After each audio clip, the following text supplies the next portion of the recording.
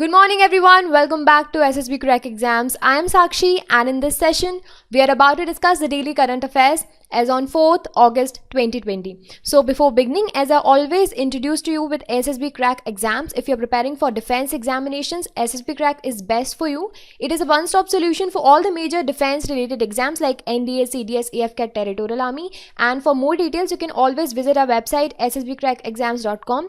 There you'll find the entire package of courses, mock tests, quizzes, and study materials. Do not forget to subscribe to our YouTube channel.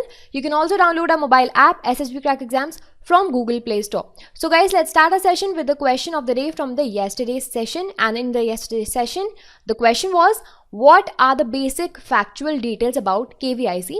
Okay, so now I'm going to tell you about the basic details of Khadi and Village Industries Commission. So it is a statutory body.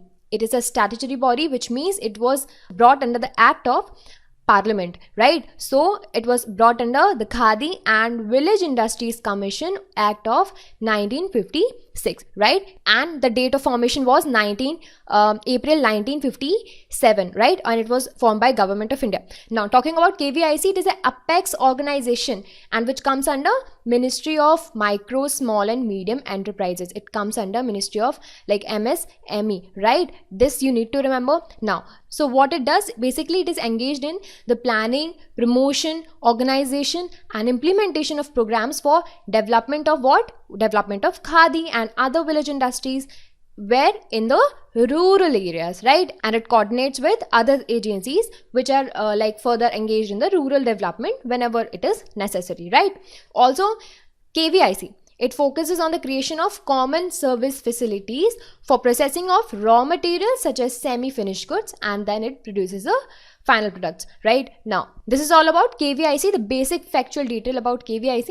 Now, let's start our session with the first news that we have. So, the first thing is alternative academic calendar for upper primary stages, right? So, yesterday, our Union Minister, Shri Ramesh Pokhriyal ji, he has released the alternative academic calendar for class 6 to class 8, right? And this is an alternate academic calendar and it is scheduled for next 2 months. So why this alternative academic calendar? Basically, in order to engage the students meaningfully during the stay at home, right?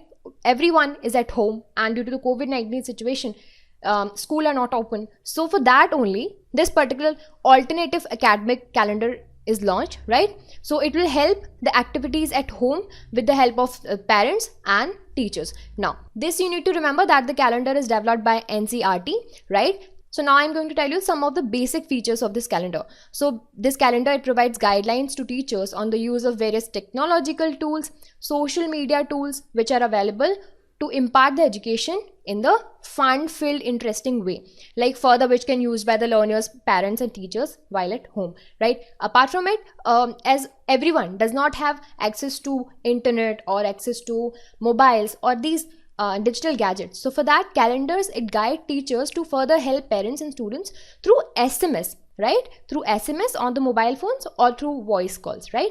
So this is the new component. Apart from it, the calendar will also cater to the needs of the children's, all the children's, including the Divyang children's, like children's with the special needs, right? What will they do? They will link the audiobooks, radio programs, video programs, right?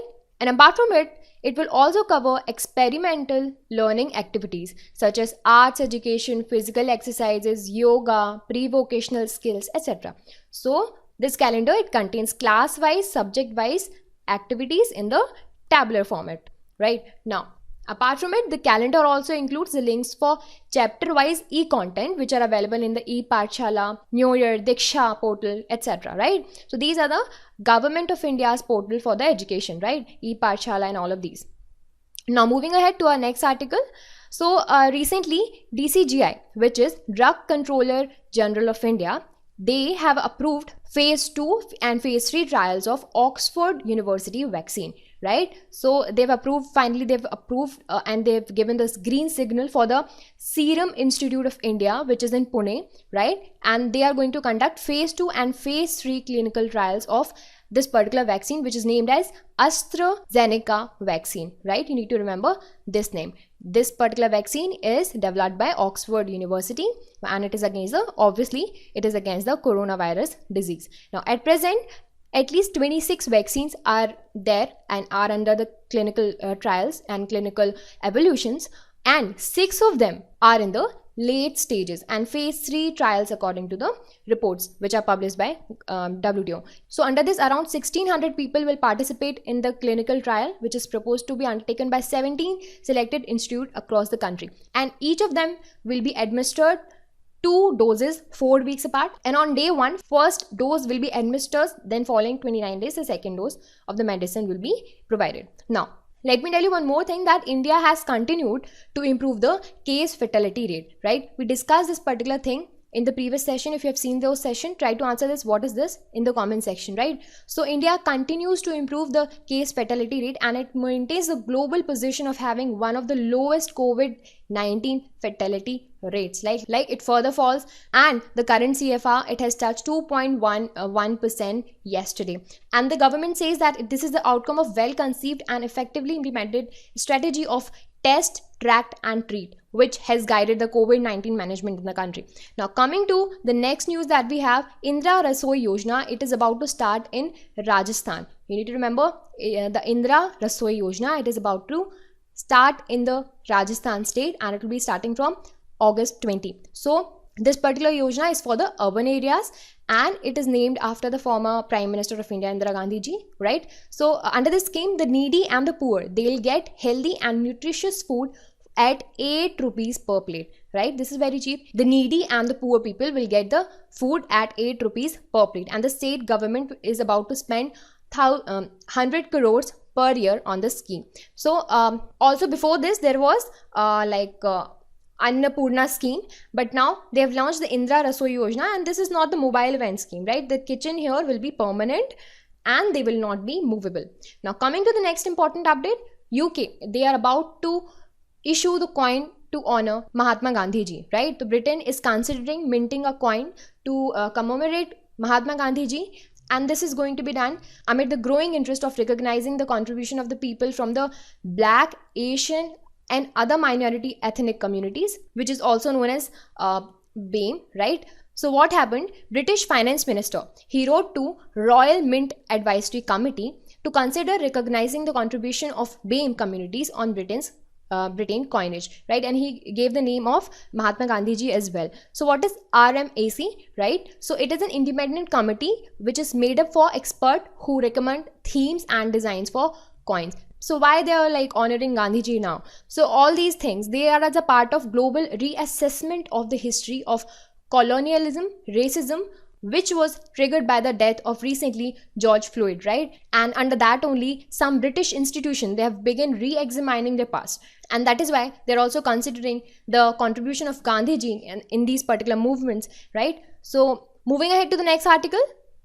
Next is completion of first pan-India 1000 genome sequencing of SARS-CoV-2, right? So recently India has completed first pan-India genome sequencing of 1000 genome sequencing of SARS-CoV-2, and it was announced by Union Health Minister Dr. Harshvardhan ji, and he also took a meeting with the departments of biotechnology, and he reviewed the COVID-19 activities of DBT, Biotechnology Industry Research Assistant Council and DBT autonomous institutions. Now, apart from this, under that, he also launched the largest network of 5 dedicated COVID-19 biorepositories, which are established by Department of Biotechnology in the record time, right? So, when we talk about the pan-India genome sequencing, so it was launched by Department of Biotechnology only, right? And it was launched in the May. But it was to be done by Autonomous Institute of DBT, right?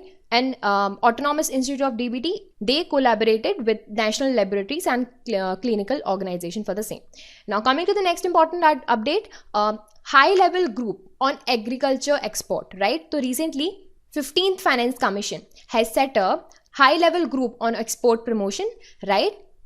And that group has submitted a report recently. So why it was established, why it was recommended to establish, it was set up to recommend measurable performance incentives for states to encourage agriculture export and to promote crop to enable high import substitution, right? The name only suggests that it is for the import promotion. Now, coming to the purpose of high level group. So these are the basic purpose. First, to assess export and import substitution. Second, to recommend strategies and measure to increase the farm productivity. Third, to identify the implements of private sector investment to increase the private sector investment. And the next is to suggest appropriate performance-based incentives to the state governments. So what all are the recommendation given by high level group on agriculture export? So they basically first they emphasized on the 22 crop value chain with the demand driven approach, right? Another component was solve value chain clusters with the focus on value addition. And they also emphasized on the state participation and to create a state-led export plan with the participation of other stakeholders as well. And apart from this, they also emphasized on the private sector investments and role of private sector, and that is to be done by ensuring the demand orientation and focus on the value addition, right? And apart from this, central government will be the main enabler of the plan, and they want a robust institutional mechanism to fund and support implementation, right? So these are all the recommendation by a high level group on agricultural export. Now coming to the next thing, now I'll be telling you the current COVID-19 situation in India. So as per 3rd August 2020, the total confirmed cases have reached to 18,03,695. The active cases are 5,79,357. The cured cases have reached to 11,86,203, and the deaths have counted as 38,135. Now it is time for quiz. Try to answer these questions. The first question in front of you is, alternative academic calendar is developed by? So the correct answer for this is, it was developed by NCERT, right? Now the next question is, AstraZeneca vaccine is developed by which of the following?